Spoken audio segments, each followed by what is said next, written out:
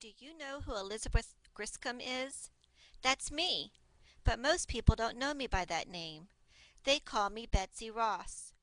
I was born on January the 1st, 1752.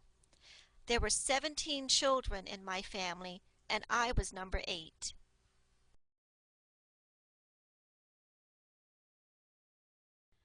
My father was a carpenter. In fact, he built the bell tower here at the Pennsylvania State House, also known as Independence Hall.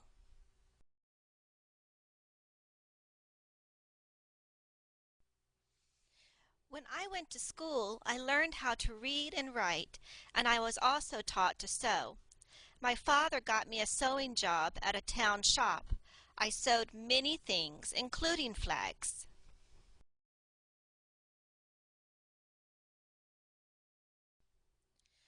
I fell in love with someone that I worked with.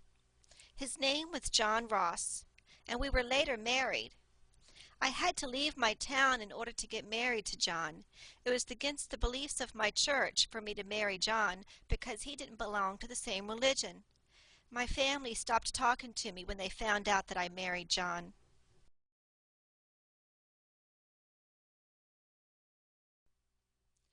John and I opened up a sewing shop of our own, and then we joined another church. Guess who was a member of that church? George Washington. He had just become President of the United States.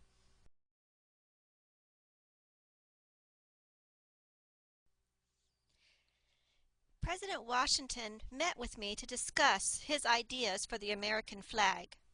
Now, there are some people who don't think I was the first flag maker for the country, and in fact, I think there was another woman who made a flag before me, but mine was the first flag that was endorsed by the President of the United States.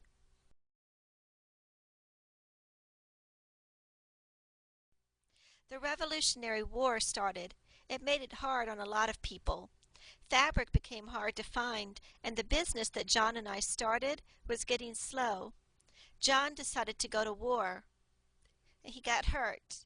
I tried to take care of him, but he died.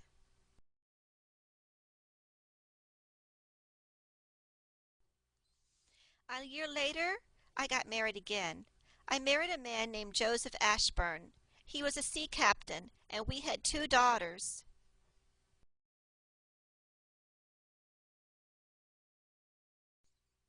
British soldiers were forcing their way into a lot of people's homes. Ours was one of them. They forced their way into our home and they lived there for a while. My family didn't like it. Joseph left to go to war.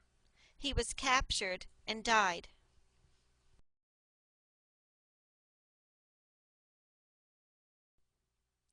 A year after Joseph died, I married a man named John Claypool, and we had 5 daughters.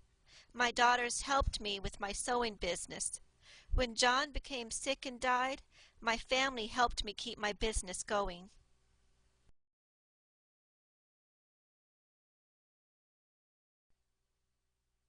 I died on January the 30th, 1836.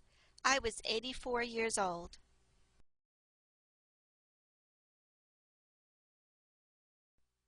In 1776, when President Washington asked me to help him with the flag, he wanted a symbol that would unify the American people.